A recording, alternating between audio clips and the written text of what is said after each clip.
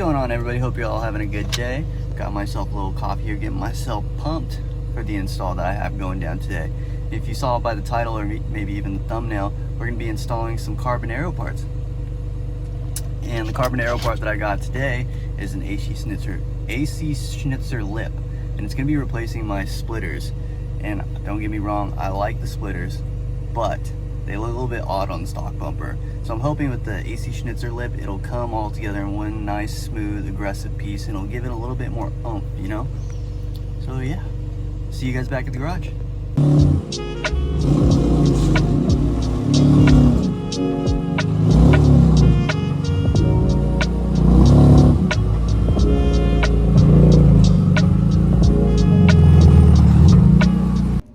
Alright, so we're back in the garage, and something I forgot to explain, or just didn't explain, was the look of the splitter itself. I was telling you guys how it kind of looks weird, and I don't like the way this looks, and I want like an actual lip to make it look a bit more aggressive. But I now have the 46 in the garage, and I'll show you exactly what I mean. So if we look at the car here, these are the splitters. And as you can see, it looks a little bit too pedestrian for my liking.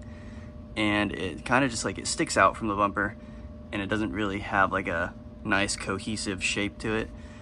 And with the CSL bumper, it looks a bit better just because there's like actual tabs where the splitter goes into the bumper, so it all kind of comes together and it makes it super aggressive. But for the stock bumper, I don't think that's the way to go. I think we got to go with something a bit more one-piece style, carbon fiber, as you can see, and it'll give it a much more aggressive look while making it look like it belongs on the car, because this, it looks okay, but not my style. So I'm going to walk you guys through how I'm going to do this here. So the first thing you need to do when getting the bumper off is you need to get these one screws that are on the side, and it'll be on the very outer edge on each side. So right here it'll be towards the wheel, and on the other side here it'll also be towards the wheel. And then once you get those out, you can do this two ways. You can either jack up the car all the way and then take off the wheels to then get to all the bolts that you need, or you can be like me and do it the hard way. Turn the wheel each way, get the ones out, and then jack up each side, get the bolts out. And then after that, this should just be able to yank out. They're just little knob pins on there, so you should be able to just yank the bumper and it'll all come out. So I'll see you guys once I get the bumper off.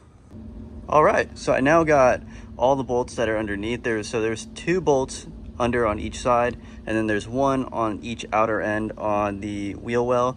I can kind of show you here.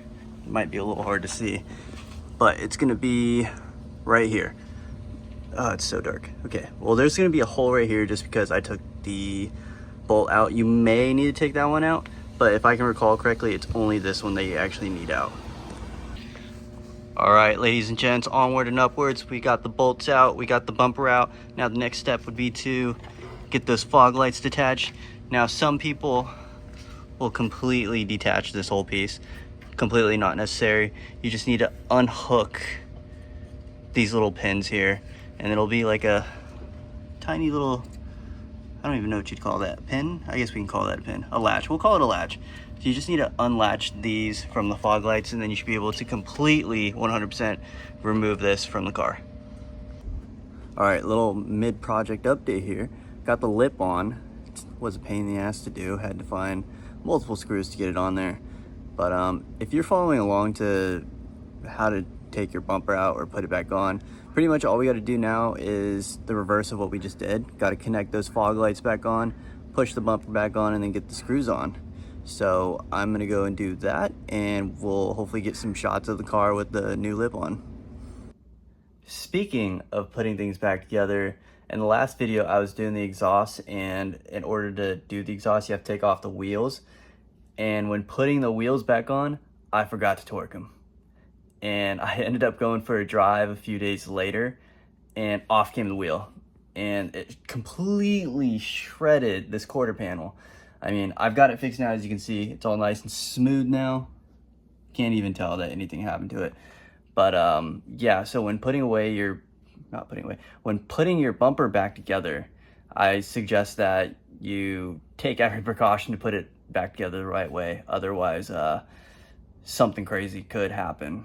I mean, I wasn't expecting that to happen when driving. I was going like maybe 35, 40 miles an hour, so it wasn't too bad, But definitely gave me a scare, and I just pumped the brakes right as soon as I felt it. But yeah, when putting your wheels back on, torque them down. When putting your bumper away, make sure you get all the screws back in there. Make sure they're nice and tight. It doesn't have to be like to torque specs, whatever. If you can do it, that's awesome, but just make sure they're on there, because you don't want anything like that happening.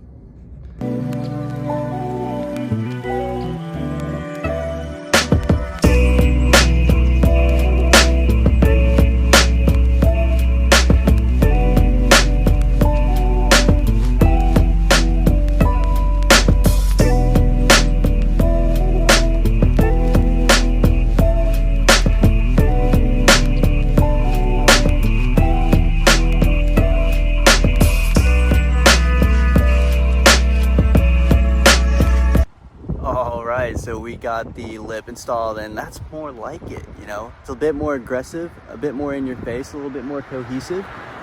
And I just decided to take the car out for a little bit of a sunset drive, because it is absolutely beautiful out here. Oh, that's a tree. Let me walk this way. Sunset's looking great out there, so I decided to take the car out for a drive. But yeah, got that on there, and I'm about to go get some dinner. So yeah, if you guys like the video, please like, comment, and subscribe, and I'll see you in the next one.